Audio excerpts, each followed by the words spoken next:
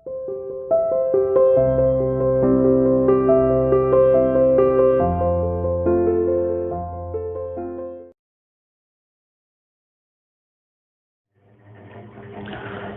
students, welcome to CR International School online study classes. I hope all of you will be fine at home, stay safe. We are doing economics बेटे, ठीक है। हम पढ़ रहे थे the success और the achievement of 5 year plan. उसके बेटे 5 पॉइंट्स हमने प्रीवियस वीडियो में पढ़ लिए थे, काफ़ी इंपॉर्टेंट पॉइंट्स है, इसमें डाटाज ज़्यादा दिए हुए थे, तो थोड़ा डाटाज पे आप थोड़ा फोकस रखिएगा, उसे याद कीजिएगा लिख लिख के बेटे, ठीक है। तो 5 पॉइंट हम कर चुके थे, आज 6 पॉइंट हम स्टार्ट कर लेते हैं अपना इकोनॉमिक इंफ्रास्ट्रक्चर बेटे, ठीक है, आर्थिक ढांचा, ठीक है। इकोनॉमिक का मतलब आर्थिक और इंफ्रास्ट्रक्चर यानी कि ढांचा बेटे। तो हमारा आर्थिक ढांचा, अब आर्थिक ढांचे के अंदर क्या क्या चीजें आती है बेटे, सबसे पहले देखिए power, transport system, banking, insurance बेटे, ये सब चीजें इसके अंदर आती है, ठीक है। पावर हो गया, ठीक है, इलेक्ट्रिसिटी जिसे हम एनर्जी भी कहते हैं बेटे, ठीक है, इलेक्ट्रिसिटी एनर्जी। ट्रांसपोर्ट हो गया बेटे एक जगह से दूसरी जगह, बैंकिंग सिस्टम कैसा है, इंश्योरेंस सिस्टम कैसा है बेटे। तो means of transport and communication, irrigation facilities, irrigation यानी सिंचाई के साधन बेटे। तो 5 ईयर प्लान्स के अंडर 1991 तक ट्रांसपोर्ट सिस्टम डेवलप हुआ काफी, आपका कम्युनिकेशन सिस्टम डेवलप हुआ बेटे आईटी सेक्टर आने से, ठीक है। इरिगेशन फैसिलिटी, सिंचाई के जो परमानेंट साधन होते बेटे वो काफी डेवलप हुए देश के अंदर, ठीक है। बैंकिंग फैसिलिटीज आई, इंश्योरेंस फैसिलिटी आई, इन सब का काफी विस्तार हुआ जिससे कि इकोनॉमिक इंफ्रास्ट्रक्चर मजबूत हुआ बेटे। जब ये इकोनॉमिक इंफ्रास्ट्रक्चर मजबूत होता है बेटे तो इनसे इंडस्ट्रीज को जो होता है वो बूस्ट मिलता है, इंडस्ट्रीज फल फूलनी शुरू हो जाते बेटे, इंडस्ट्रीज की ग्रोथ होना स्टार्ट हो जाता है। तो बेटे 5 ईयर प्लान्स के दौरान हमने industries, power, transport, banking, insurance, energy, communication, irrigation facility, इस सब में काफी विकास किया, काफी बेटे इनकी ग्रोथ हमने की। कुछ एग्जांपल आपको बताए हुए हैं, क्या रखा है कि Indian railway has become one of the world's largest railway network, ठीक है। तो पूरे संसार में, होल यूनिवर्स में भारत का जो रेलवे नेटवर्क है बेटे, रेलवे लाइन, क्योंकि भारत एक बहुत बड़ा भौगोलिक क्षेत्र का वाला देश है बेटे, बहुत भौगोलिक क्षेत्र है, तो भारत की जो रेलवे लाइन है वो पूरे वर्ल्ड में नंबर 1 पे है, सबसे लार्जेस्ट है बेटे, सबसे ज्यादा बिखरी हुई है, स्प्रेड आउट है। तो इसलिए इंडिया का जो रेलवे नेटवर्क है वो पूरे वर्ल्ड वाइड नंबर 1 बना बेटे। सेकंड देखिए, इंस्टॉल्ड पावर जनरेशन कैपेसिटी, 1950 में तो हमारे पास केवल 2300 मेगावाट, ओनली 2300 मेगावाट लाइट या इलेक्ट्रिसिटी बेटे जनरेट करने की कैपेसिटी थी, ओनली 2300 1950 में, इंडिपेंडेंस के समय। और आज के टाइम देखिए बेटे, आज हमारे पास 3,56,818 3,56,818 मेगावाट इलेक्ट्रिसिटी का जनरेट करने की कैपेसिटी बेटे 2019 के अकॉर्डिंग। तो देखिए 2300 मेगावाट से हम 3,56,818 मेगावाट पर पहुंच गए। इसका मतलब एनर्जी सेक्टर में भी, इलेक्ट्रिसिटी में, एक जनरेशन में भी हमने काफी इंप्रूवमेंट, काफी ग्रोथ की है बेटे। लास्ट है, a revolutionary growth of IT sector has earn India the distinction of global player in the international market. तो बेटे इंडिया का जो आईटी सेक्टर है, ठीक है, information technology sector, Gurgaon, Faridabad, Noida, ठीक है, बेंगलोर, हैदराबाद बेटे, ये आईटी के हब बन चुके हैं। आईटी इंडस्ट्रीज इतनी ज्यादा डेवलप हो चुकी है कि जो दूसरे देश है वो अपना काम इंडिया को आउटसोर्स करते हैं बेटे, ठीक है। कंप्यूटर टेक्नोलॉजी काफी डेवलप हुई है इंडिया के अंदर, जिससे कि बेटे इंडिया का इंफ्रास्ट्रक्चर मजबूत हुआ है और इससे बेटे एम्प्लॉयमेंट जनरेशन में भी काफी हेल्प मिली है। तो ये था आपका इकोनॉमिक इंफ्रास्ट्रक्चर। सेकंड आइए सोशल इंफ्रास्ट्रक्चर।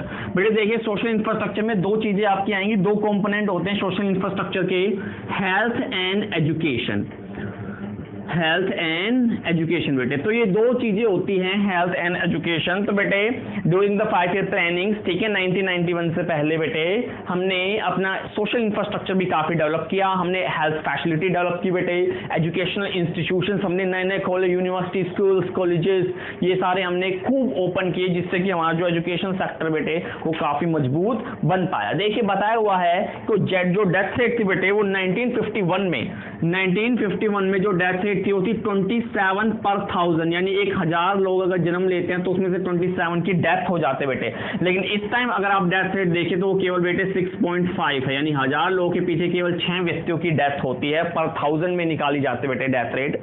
तो आपने देखा जो डेथ रेट है वो काफी ज्यादा डिक्लाइन हुई है बेटे, काफी ज्यादा डिक्लाइन हमने डेथ रेट कर दी है, जिससे कि एक सिंबल है बेटे, ठीक है, जो कि एक सिंबल है कि हमने अपनी हेल्थ फैसिलिटीज को इम्प्रूव किया है। हॉस्पिटलाइज्ड सिस्टम हमने अपना अच्छा बनाया है बेटे, ठीक है। मेडिकल लाइन में हमने काफ़ी ग्रोथ की है, जिसके बलबूते हमारा जो डेथ रेट है वो काफ़ी डिक्लाइन आई हुई है बेटे।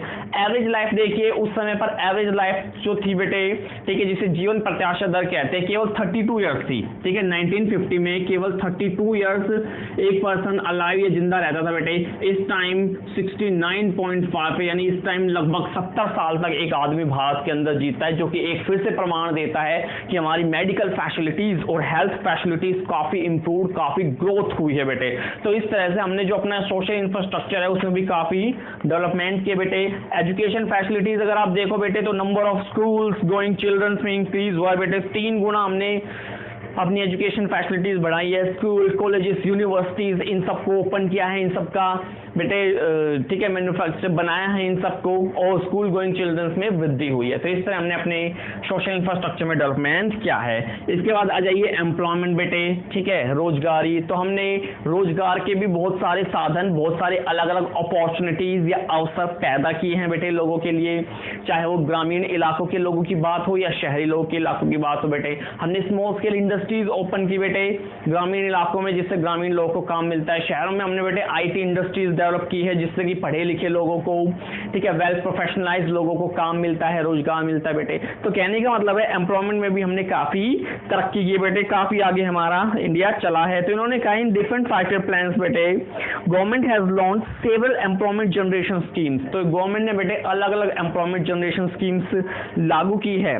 ड्यूरिंग द 11th प्लान बेटे, 11वें 5 ईयर प्लान में unemployment rate has come down to 8.3% बेटे, ठीक है, इन 2004-5 to 5.6%। तो बेटे 2003 में आपकी जो अनएम्प्लॉयमेंट रेट थी वो थी 8.3%, और ये बेटे 2011-12 में कम हो गई केवल 5.6%। तो अनएम्प्लॉयमेंट की रेट को बेटे हमने काफ़ी कम किया है, और एम्प्लॉयमेंट की रेट को, रोजगारी की दर को हमने काफ़ी बढ़ाया है बेटे, ठीक है। In the 12th 5 year plan, 12वें पंचवर्षीय योजना बेटे, गवर्नमेंट ने सेवरल प्रोग्राम, अलग अलग नए नए प्रोग्राम जारी किए हैं, जिससे हमारे जो देश के युवा लोग हैं, युवा वर्ग है बेटे, यंग टैलेंट जो है, उन्हें काम मिल सके बेटे। तो अलग अलग हमने अपने प्रोग्राम लॉन्च किए जिससे एम्प्लॉयमेंट जनरेट हो बेटे। ये भी एक अचीवमेंट है 5 ईयर प्लान्स की। और लास्ट बेटे इंटरनेशनल ट्रेड, यानी कि अंतरराष्ट्रीय व्यापार। देखिए इंडिपेंडेंस से पहले तो बेटे जो हमारा इंटरनेशनल ट्रेड था, उसकी कंपोजिशन या उसकी डायरेक्शन आप कह लीजिए केवल यूके के साथ ही सीमित था।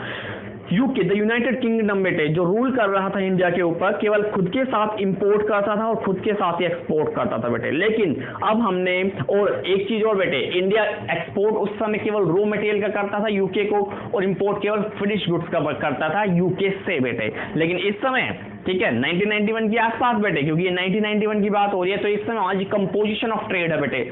ध्यान रखिएगा, कंपोजिशन के में आते हैं डिफरेंट आइटम्स, ठीक है। कंपोजिशन की बात करें तो हम बोलते हैं कि आइटम ऑफ ट्रेड, कि किन किन आइटम का आप ट्रेड कर रहे हो। डायरेक्शन का मतलब होता है किन देशों से आप कर रहे हो बेटे, ठीक है। तो कंपोजिशन ऑफ ट्रेड में बेटे काफी विकास आया, हमने अलग अलग विभिन्न विभिन्न आइटम्स का ट्रेड करना शुरू कर दिया बेटे। बता रखा है बुक में कि 1948 the value of foreign trade केवल 792 करोड़ था बेटे। 1948 के आसपास केवल 792 करोड़ का ट्रेड होता था, जो कि बढ़कर बेटे 59,02,036 करोड़ हो गया 2018-19 में। तो देखो बेटे बुक में डाटा दिए हुए हैं, 792 करोड़ से आप 59,02,036 करोड़ का ट्रेड आपका बढ़ गया बेटे, जो कि काफी अच्छा सिग्निफिकेंट। फिर उन्होंने कहा कंपोजिशन ऑफ ट्रेड, मैंने बताया अभी कंपोजिशन के अंदर आइटम्स आते हैं कि डिफरेंट डिफरेंट आइटम का आप ट्रेड करो। तो कंपोजिशन ऑफ ट्रेड भी बेटे चेंज हुआ, ठीक है। हम अब बेटे फिनिश गुड्स और नया पैटर्न जो था उसे अप्लाई कर रहे थे ट्रेड के अंदर, नई नई वस्तुओं का, नए नए प्रोडक्ट का, primary product, agriculture product, consumer product, capital goods का भी इंपोर्ट एक्सपोर्ट होना शुरू कर दिया था बेटे। The change in composition is significantly marked in the area of export बेटे। एक्सपोर्ट में हमने अलग अलग विभिन्न चीजों का एक्सपोर्ट करना शुरू कर दिया। भारत के मसाले, भारत के फ्रूट्स बेटे, भारत की वेजिटेबल, भारत का राइस, चावल हो गए, ये बहुत ज्यादा फेमस। भारत की बेटे आसाम की टी, चाय, ठीक है। इंग्लैंड, यूके में बहुत प्रसिद्ध भारत के आसाम की टी। तो बेटे इस तरह से हमने अलग अलग भिन्न भिन्न आइटम्स का ट्रेड करना शुरू कर दिया। We are now exporting engineering goods और वेयर। इंजीनियरिंग गुड्स जो होते बेटे, लेंटर हो गया, गाटर्स वगैरह हो गए, सीमेंट हो गया बेटे, ठीक है, सिल्ला हो गए, पत्थर हो गए जो लगे होते बेटे, इन सब का एक्सपोर्ट भी हमने शुरू कर दिया। This is a sign of emerging as an industrial nation. तो बेटे एक साइन था कि इंडिया अब एक हब बनता जा रहा है इंडस्ट्रियल प्रोडक्ट का। ओके बेटे, ठीक। देखो बेटे लास्ट टॉपिक है इस लेसन का, ये टॉपिक के बाद that lesson has been finished, कि what are the failure of planning. बेटे अभी अभी हमने पढ़ा what are the success of planning या अचीवमेंट ऑफ प्लानिंग, के प्लानिंग की बेटे क्या हमें अचीवमेंट मिली, क्या सक्सेस हमें मिली बेटे। अब हम पढ़ रहे हैं द फेलियर ऑफ प्लानिंग, कि प्लानिंग करने में हम कहाँ फेल हो गए बेटे। पहला पॉइंट देखिए, अब्जेक्ट पोवर्टी। इस अब्जेक्ट का मतलब होता है बेटे बुरा या अधम या नीच, गिरा हुआ जैसे एक तरह से। तो बेटे एक बुरी पॉवर्टी भारत के अंदर प्रिवेल्ड थी। हमने खूब कोशिश की, खूब गवर्नमेंट ने प्रयास किए प्लानिंग की बेटे, 5 ईयर प्लान बनाए कि भाई इस गरीबी को दूर किया जाए, भारत की जो गरीबी है, जो बेकार पॉवर्टी है बेटे, उसे दूर किया जाए। लेकिन गवर्नमेंट इसमें टोटली फेल बेटे, टोटली फेल हो गई इस गरीबी को दूर करने में बेटे। और आज के समय, ठीक है, इंडिया में 21.9% पॉपुलेशन है जो आज भी बिलो पॉवर्टी लाइन, एक बीपीएल लाइन कहते हैं ना जिसे हम, बिलो पॉवर्टी लाइन बेटे, ठीक है, बीपीएल लाइन के नीचे आज भी 21.9% पॉपुलेशन हमारी सरवाइव करती है। ये 21.9% पॉपुलेशन इस तरह की पॉपुलेशन है जो खुद के लिए रोटी, कपड़ा, मकान, फूड, क्लॉथिंग, शेल्टर भी अरेंज नहीं कर सकती। गवर्नमेंट को इन्हें सब्सिडी देनी पड़ती है बेटे, गवर्नमेंट को इन्हें अनाज बांटना पड़ता है, तब जाके इनका गुजारा होता है। तो 21.9% पॉपुलेशन आज भी भारत में एब्सोल्युटली पुअर है, बुरी तरह गरीब है बेटे, जो अपने 2 वक्त की रोटी, कपड़े और मकान का अरेंजमेंट भी नहीं कर सकते बेटे। और एक सबसे बुरी बात मैं आपको बताऊं बेटे, पूरे वर्ल्ड में जितने भी देश हैं, 195 कंट्रीज है एज पर यूएन बेटे, तो उनके अनुसार पूरे वर्ल्ड की 50% गरीब लोग भारत के अंदर रहते हैं बेटे। पूरे वर्ल्ड की पॉपुलेशन जो पुअर है उसका 50% people are live in India. तो पूरे वर्ल्ड के 50% गरीब लोग भारत के अंदर रह रहे हैं। हम पूरे वर्ल्ड के 50% गरीब लोगों को भारत के अंदर लेकर रख रहे हैं बेटे। तो आप देख सकते हो, पहचान सकते हो कितनी ज्यादा बुरी तरह गरीबी भारत के अंदर प्रिवेल्ड है। तो बेटे तो ये था हमारा पहला फेलियर बेटे, ठीक है, कि भाई बुरी तरह जो गरीबी है उसे हम दूर नहीं कर पाए बेटे। हमने खूब कोशिश की, हमारी सेंट्रल थीम थी कि भाई गरीबी दूर करनी है, बट उसमें हम असफल हो गए, नहीं दूर कर पाए बेटे। सेकेंड पॉइंट देखिए, high rate of inflation. Inflation बेटे यानी कंटिन्यूसली प्राइस का इंक्रीज होना बेटे। अब आपको पता है इंडिया में बेटे पॉपुलेशन बहुत ज्यादा हाई है और उसके रिलेशन में जो रिसोर्स है वो बहुत ज्यादा लिमिटेड है बेटे। तो एक लिमिटेड रिसोर्स पे जब इतनी भारी पॉपुलेशन का प्रेशर पड़ता है बेटे, तो रिसोर्स का ओवर यूटिलाइजेशन या एक्सप्लॉइटेशन होता है बेटे। रिसोर्स फिर खत्म होने शुरू हो जाएंगे, क्योंकि जब किसी चीज पे जरूरत से ज्यादा प्रेशर आप डालोगे तो वो चीज खत्म होगी बेटे। वो चीज कम होती चली जाएगी, पॉपुलेशन आपकी बढ़ती जा रही है। पॉपुलेशन के बढ़ने का मतलब है डिमांड बढ़ती जाएगी बेटे, और जब किसी चीज की डिमांड बढ़ती है तो उसके प्राइस भी लगातार बढ़ते चले जाएंगे। तो आपको पता लग गया बेटे कितनी ज्यादा हाई रेट ऑफ पॉपुलेशन है भारत के अंदर due to the large extent of population. क्योंकि भारत के अंदर पॉपुलेशन इतनी ज्यादा हाई है कि आप कितना ही प्रोडक्शन कर लो, डिमांड में कहीं ना कहीं कमी रही जाएगी बेटे, ठीक है। आप डिमांड पूरी कर ही नहीं पाओगे लोगों की, और डिमांड पूरी नहीं कर पाओगे बेटे तो एक्सेस डिमांड के कारण प्राइस राइज होंगे, इन्फ्लेशन बढ़ती चली जाएगी बेटे। तो इन्होंने बता रखा है कि first plan is only exception. First plan में ही बेटे जो हमारे प्राइस थे वो स्टेबल थे, ठीक है, इन्फ्लेशन में कमी आई थी। फर्स्ट 5 ईयर प्लान के बाद जो 1951-56 था, उसके बाद हमेशा ही इन्फ्लेशन बढ़ी है भारत के अंदर, कभी कम नहीं हुई बेटे। तो सिंपल सी बात है, इन्फ्लेशन बढ़ने के कारण बेटे पॉपुलेशन का बढ़ना है, डिमांड का बढ़ना है, डिमांड बढ़ती चली जाती है। अब देखिए ना लॉकडाउन में बेटे कितनी ज्यादा, ठीक है, लोगों के पास इनकम नहीं है फिर भी डिमांड बढ़ती जा रही है बेटे। मोबाइल फोन इतने ज्यादा बिके हैं, ठीक है, पिछले साल इस क्वार्टर में जो गाड़ियां होती है ना, कार वगैरह होती इतनी ज्यादा नहीं बिकी जितनी अब बिकी है बेटे। तो लोगों के पास इनकम है नहीं, लेकिन फिर भी इतनी ज्यादा चीजें बिक रही है, इतनी ज्यादा डिमांड बढ़ रही है बेटे, तो प्राइस तो डेफिनेटली बढ़ेंगे। तो बहुत high rate of inflation Bharat के अंदर है, इसमें भी भारत एक फेलियर हुआ है बेटे।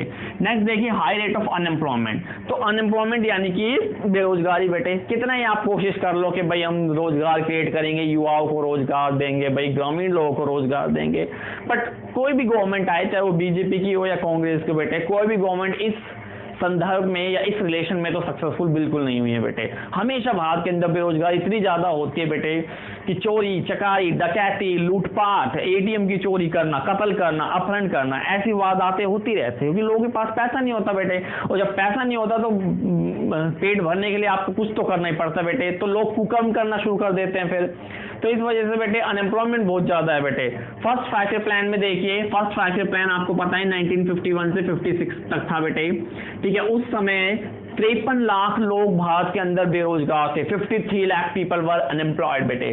11th 5 ईयर प्लान देखिए जो 2007 से 2012 के बीच में चला था बेटे, उस समय 4 करोड़ लोग भारत के अंदर बेरोजगार थे और 2016 की डाटा के अकॉर्डिंग 4.35 करोड़ लोग भारत के अंदर बेरोजगार थे बेटे। तो एम्प्लॉयमेंट जनरेट करने में देश की गवर्नमेंट पूरी तरह से विफल रही है। देश के युवा लोगों को रोजगार देने में देश की गवर्नमेंट पूरी तरह से असफल रही है। तो इसीलिए इन्होंने कहा बेटे कि जो अनएम्प्लॉयमेंट क्राइसिस है ये हमेशा भारत को घेरे रहता है, क्योंकि एक बड़ी पॉपुलेशन भी भारत के अंदर सर्वाइव करते बेटे, ठीक है। और दूसरे देशों से भी घुसपैठ करके भारत के अंदर लोग घुस आते हैं, जैसे पाकिस्तान हो गया, बांग्लादेश हो गया, नेपाल हो गया। ये देश भारत के से सटे हुए देश है और यहाँ से बेटे लोग अवैध तरीके से, इलीगल तरीके से इंडिया के अंदर आते हैं और फिर वो भी बेटे पॉपुलेशन जो उनकी बढ़ती है उससे रिसोर्स पर बोझ बढ़ता है और फिर हमें एम्प्लॉयमेंट देने में दिक्कतें आती बेटे। तो एम्प्लॉयमेंट प्रोवाइड करने में भी भारत जो है बेटे वो पूरी तरह से फेल रहा है। This is a emerging to be a serious cause of social unrest बेटे। सामाजिक अशांति का एक बहुत बड़ा कारण है बेटे। जितने भी आप वारदात, हत्याएं वगैरह देखते हो ये सभी से कारण, क्योंकि जब इंसान के पास काम रहता है बेटे तो उसका माइंड काम में ही लगा रहेगा। खाली मन शैतान का घर, जब वो खाली बैठेगा तब उसके अंदर ऐसी ऐसी कुरीतियां आएंगी बेटे, कुकर्म करने की फिर वो कोशिश करता है। तो इसलिए बेटे तो सोशल अनरेस्ट, सामाजिक अशांति हो गई, थ्रेटनिंग प्रोसेस ऑफ ग्रोथ हो गया, ये सब अनएम्प्लॉयमेंट के कारण पहुंचता है बेटे। आगे आपका का पॉइंट इनएडिक्वेट इंफ्रास्ट्रक्चर। आपको पता है इंफ्रास्ट्रक्चर 2 टाइप का बेटे, इकोनॉमिक इंफ्रास्ट्रक्चर और सोशल इंफ्रास्ट्रक्चर बेटे। इकोनॉमिक इंफ्रास्ट्रक्चर के अंदर आता है energy, transport, banking, communication, insurance बेटे, ये सब आता है। सोशल के अंदर आता है हेल्थ एंड एजुकेशन बेटे, ठीक है। हमने 1950 के अकॉर्डिंग, इंडिपेंडेंस के अकॉर्डिंग तो उस समय की तुलना करें तो उस समय की तुलना में काफी हमने विकास किया बेटे, लेकिन आज भी हमारा जो इंफ्रास्ट्रक्चर है वो कुछ अच्छे डेवलप नेशन की तुलना में कुछ भी नहीं है बेटे, बहुत पीछे है। यूके हो गया, इंग्लैंड हो गया, अमेरिका हो गया, चाइना हो गया बेटे, इनसे हमारा इंफ्रास्ट्रक्चर बहुत ज्यादा पीछे, बहुत ही ज्यादा पीछे बेटे। तो इंफ्रास्ट्रक्चर भी आप सही से, आज बेटे कई विलेज के एरियाज ऐसे हैं जहां बिजली नहीं पहुंचती। आज के कई विलेज के एरियाज ऐसे जहां तक पक्की सड़कें नहीं है बेटे, वहां उन्हें कच्चे सड़कों से गुजरना पड़ता है, जहां पानी बड़े रहते हैं बेटे, तालाब बन जाते हैं वो गांव पूरे बिहार की हालत देखिए आप फिलहाल कैसी हुई पड़ी है, महाराष्ट्र में देखिए, मुंबई में कितनी बाढ़ आ रही है बेटे।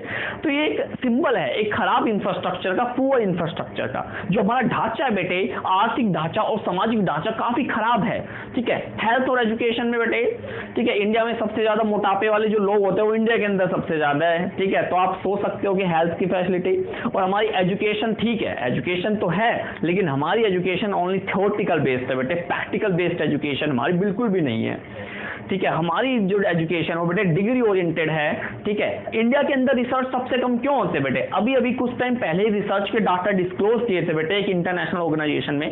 नंबर 1 पर रिसर्च के रूप में नंबर 1 पर चाइना देश था, उसने 60,000 नई इनोवेशन रजिस्टर्ड करी थी इस साल बेटे। सेकंड नंबर पर था कौन? यूएस इस बार बेटे चाइना से पीछे रह गया, अदरवाइज हर साल यूएस ही नंबर 1 पर रहता है, वो सबसे ज्यादा नई इनोवेशन वो देता है बेटे पूरे वर्ल्ड को, लेकिन इस बार चाइना ने दी बेटे, ठीक है। और इंडिया जो था बेटे वो 14वें नंबर था और उसकी इनोवेशन केवल 2000 थी। 14वां नंबर देखने में तो आपको अच्छा लगेगा कि 195 देशों में 14वां नंबर ठीक ठाक है बेटे, लेकिन अब बाकी डेवलप नेशन तो देखिए जहां 67,000 नई इनोवेशन रजिस्टर्ड हो रही है बेटे, पेटेंट रजिस्टर्ड हो रहे हैं, इंडिया में केवल 2000 पेटेंट रजिस्टर्ड हुए हैं। तो कहां आप चाइना, अमेरिका, यूएस से बेटे, यूके से आप कंपैरिजन कर पाओगे? उनसे तो आप बहुत पीछे हो। तो कहने का मतलब है जो इंफ्रास्ट्रक्चर है बेटे वो भी भारत का काफी खराब है, काफी पुअर है और ये देश की गवर्नमेंट की एक फेलियर है। ये जो हमने प्लानिंग की थी उसका सबसे बड़ा फेलियर, विफल पॉइंट है बेटे, ठीक है। लास्ट है स्क्यूड डिस्ट्रीब्यूशन।